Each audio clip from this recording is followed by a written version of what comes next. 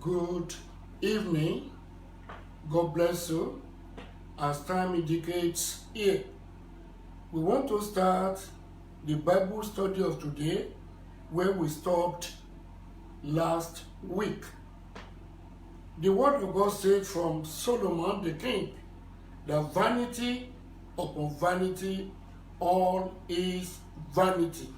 The topic of last week is what we are dealing with again. A new world is coming. A new world is coming. This old one will pass away very soon. And that's why he said, vanity upon vanity, all is vanity. Shall we pray? Everlasting Father, we worship you. Thank you very much because you have given us wisdom to have known you. We are not in the world in vain. We've known your name. We've known your word. And we've already known what you've done for us on the cross. You've already replaced us. We are not ordinary people. Through the blood you shed. Receive the glory in the name of Jesus. I commit all the hearers of today's Bible study into your hands. Father, bless them in Jesus' name. Thank you because you fathered us. In Jesus' mighty name we pray. Amen. Brethren, we bless the name of the Lord. I will read a place sometimes that the war you are in will soon be forgotten. That terrifies me. That baffles me. And it brings fear into my heart. If the world would disappear and nobody will remember this world again, automatically, what happens to all our labors, our ups and downs, everything we have will come to an end. But eternity matters. God is calling you this day that work for eternity. That is the most important area. We want to read Isaiah and repeat that very place. Don't forget the topic. A new world is coming. This one is passing away. It's already old. Isaiah 65 verses 17 and 18. Isaiah chapter 65 verses 17 and 18. For behold, I create new heavens and a new earth, and the former shall not be remembered, nor come into mind. Verse 18. But be ye glad and rejoice forever in that which I create. For behold, I create Jerusalem a rejoicing, and her people a joy. And you are the one God is referring to. We really thank God. Jerusalem is created a rejoicing. You. God is calling everybody. And in number one of what we are studying today, the world will never be remembered again. That is what they are saying that very plain. Isaiah 65 verse 17. The world shall never be remembered again. Is that not a wonderful word, terrible word, fearful and terrified one? That the world you are in, the world you are gathering things inside, the world you rely on, the world you are pursuing will soon disappear. And it will never come to the heart of any man again. And what happens, as Peter has said, Peter said, the present heavens and the earth are reserved for fire. Fire will burn everything up. Everything in the world, that is, end is coming to the world. That is Isaiah chapter 1, Isaiah, 1 Peter chapter 3, Then I read it to you last week. We need not to repeat it. Fire is coming upon everything you see in heavens, on earth. Everything will be consumed. What will it be your hope? When all these things are being consumed, then don't forget, many they are here, that all these things shall be destroyed, and the houses, the cars, the ships, planes, everything, estate, buildings, everything will be consumed. Automatically, everything you see will be consumed. What hope do you have after this world is being consumed with fire? Where do you want to spend eternity? God is calling you. Landed properties, money in the banks, everything you have will be consumed. And the hope of those that are not in Christ become hopeless, and everything will be destroyed. By the grace of God, you never labor in vain in the name of the Lord. Therefore, this is a wonderful time for you to turn to the Lord. The world will never be remembered again. The world you are in will be forgotten. Then we are going to number 2. The wicked shall not be remembered again. The wicked inside the world you are in now.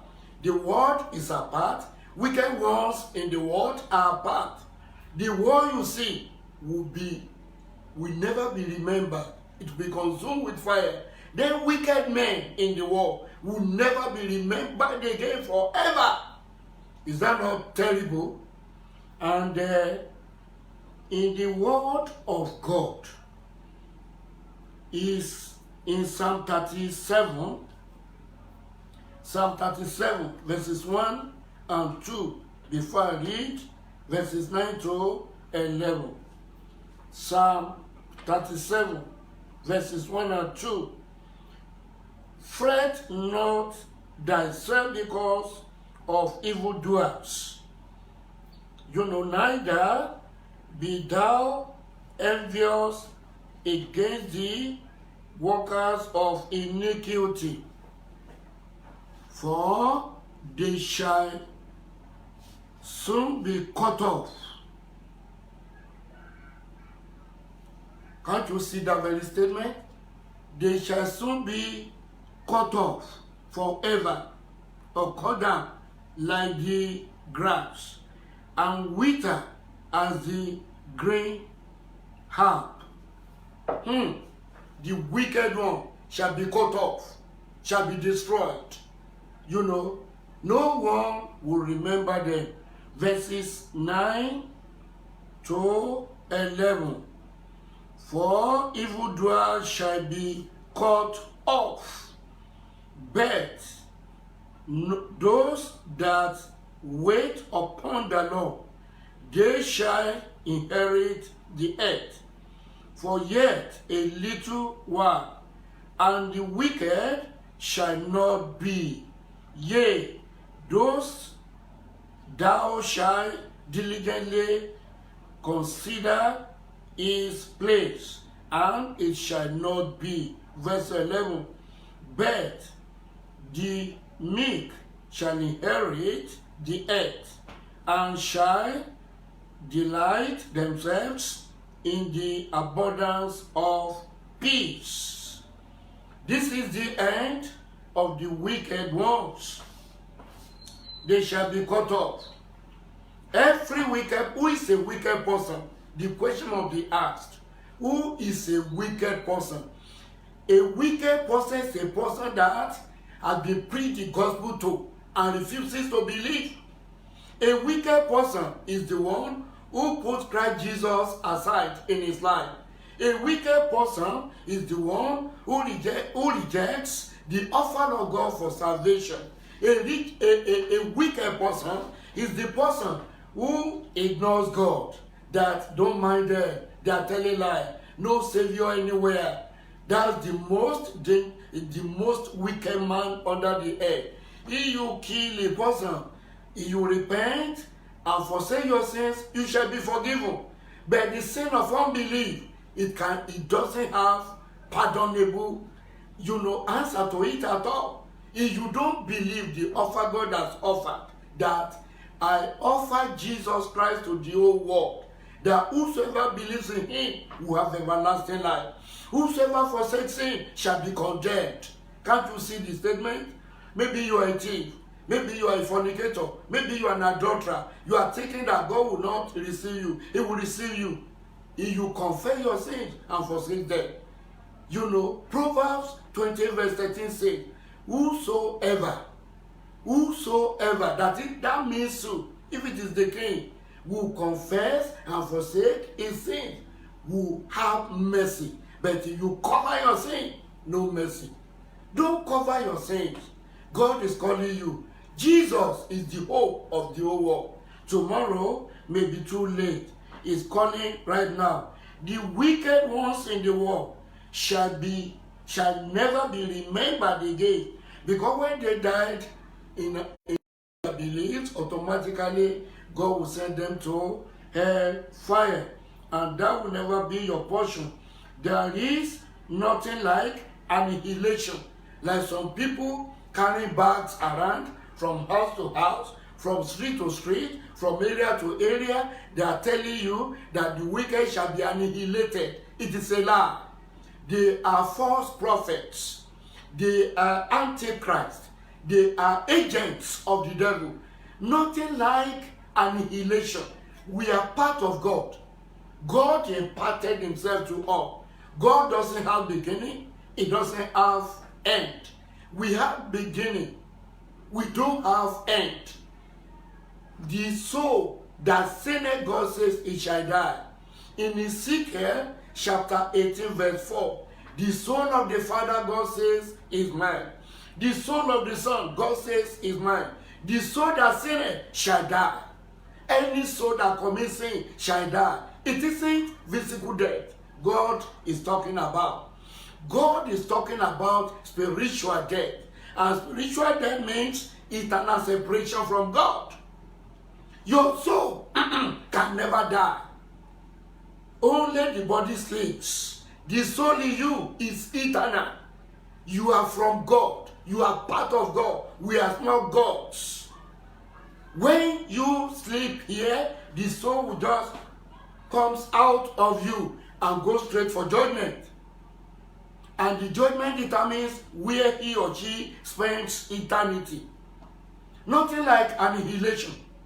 Nothing like annihilation at all. The soul that sinned shall die. God told Adam and Eve, don't dare go to the fruit of evil and good knowledge and evil. If you eat it, you shall die. If you eat it, you shall die. Other fruits you can eat. You are free. But that of evil and good, don't eat it. The day you eat it, you shall die. Satan led them to eat it. Truly, no physical death, but they died the moment they ate it. They died. You say how? They died spiritually. Separation between them and God. It is sin that kills people. If you are committing sins, you are of the devil. There is demarcation between you and God.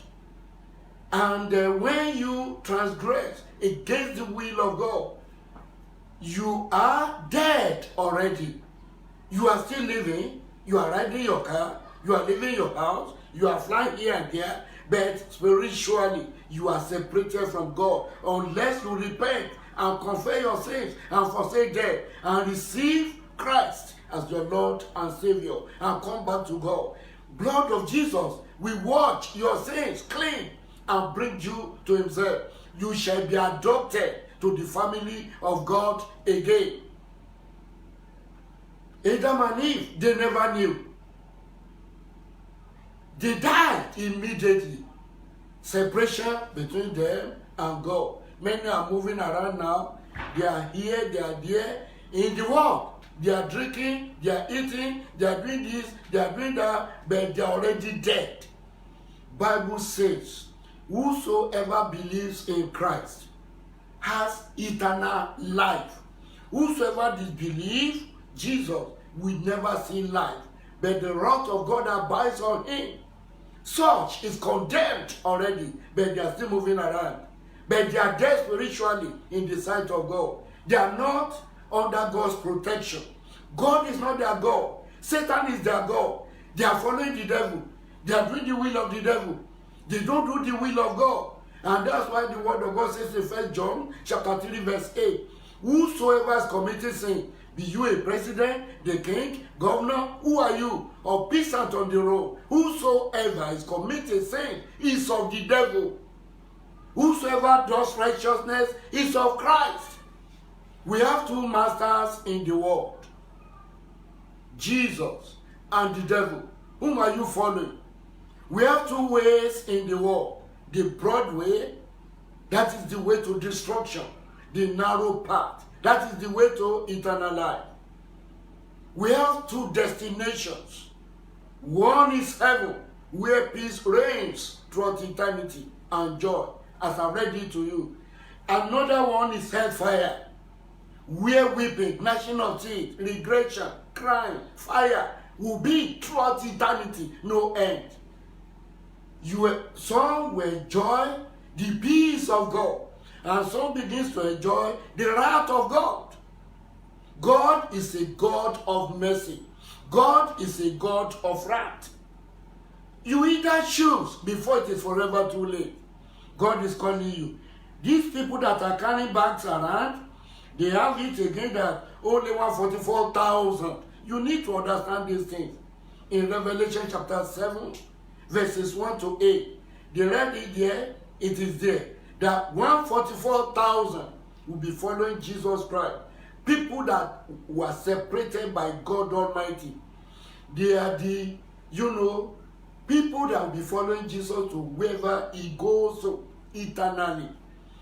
Then they say it is limited to that very place, that God doesn't accept anybody. It is a lie. Read the same Revelation chapter 7, verses 9 to 17. You see, multitude that nobody could number, from nations of the world, from tongues, from here, from there. Nobody could number them.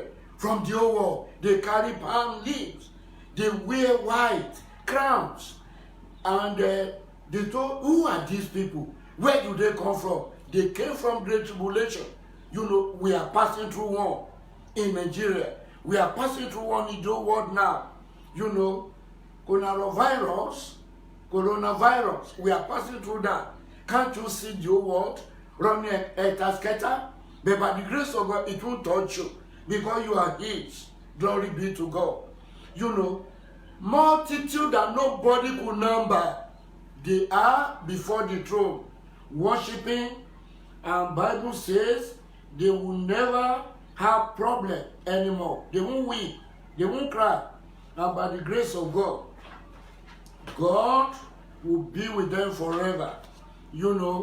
And in Psalm 9, where it is written that the wicked shall be turned to hell. The wicked shall be turned to hell. Many are saying, the people are saying that there is no hell. The bag carrier. They are saying there is no hell. He only annihilation.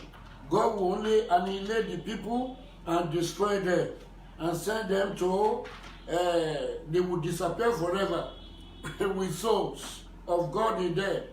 Now, the Lord also will be a refuge for the people, for his people. Verse 17, that God's people. But the wicked shall be turned into hell, and all the nations that forget God. You can see, don't be deceived that anybody will be, that there is no hell. If there is no hell, Jesus wouldn't have come. He wouldn't have suffered on the cross like that.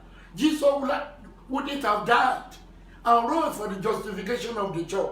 People that Satan did bad in grace, he brought them up. He took them to paradise. God is not joking with his word. Don't listen to false prophets. Don't listen to Antichrist. You know the word of God is sure forever, oh Lord. Thy word is settled in heaven. Heavens and the earth will pass away. The word of God will never go unfulfilled. By the grace of God, your name is in the book of life. You are among the number. The number is never limited to 144,000. Numberless people that will make it. People that have been washed in the blood of the Lamb, separated, glorified, justified. You know, they are now going to heaven every day. And by the grace of God, one of these days, we join them to make the multitude that nobody will be able to number. When the master wicked shall be turned to hell. Don't be deceived by anybody.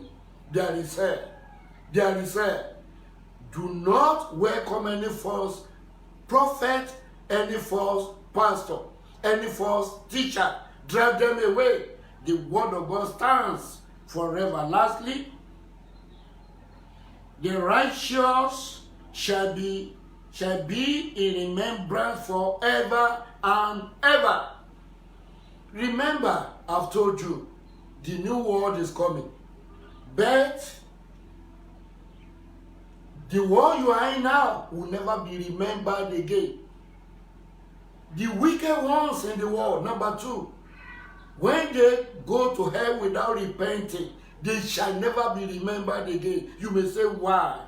If I'm in heaven, and my mother, or my father, or my brother, or my wife, or my son is not there, automatically, and I just go to Christ, where is my mother? Where is my father here? Automatically there'll be weeping in heaven, but no weeping in heaven. People you see is people you know, and throughout eternity you begin to enjoy. No sorrow, no weeping, no lamentation, no regression. God is calling you right now. You know, no weeping in heaven. Whosoever you see, maybe your father is not there, maybe your mother is not there, maybe your children, you know, you don't see them, you don't see them forever, and they shall never come to your heart that you had children or husband or wife anywhere. Is that not a tragedy? See the way we are together in the world. We live together, we eat together, we drink together, we sleep together, we do everything together joyfully. And separation is coming very soon. Unless you preach to all of them and they are in the light. If they are not there, these people shall never come to her forever. You won't remember the present world. You will never remember the wicked ones that are not in Christ. Only the righteous shall be remembered. And I pray we shall be among the righteous ones in the name of our Lord Jesus Christ. As I've read it out in Isaiah chapter 65, verses 17 and 18, I've read it to you that the word will never come to any man's mind. The wicked will never come, but saints, they be rejoicing throughout eternity. You know, Jerusalem is created rejoicing. And people that will live in Jerusalem, they are joy. They be rejoicing, joying, praising God, worshiping God eternally. And they will never remember anybody, whether mother, anybody. Imagine that something is before you. This is the high time for you to think and turn to God. And God will have mercy on you. I want to read, lastly, Revelation chapter 21. Then, from now, you will be calling upon your mother, upon your father, if they are still alive, upon your brothers and sisters, that they should know the Lord as soon as possible. Because if you love them, you bring them to the light of the gospel. They will know whom the Lord is. You call your children. You show them the way of life. If children are in the faith, they call their parents. Show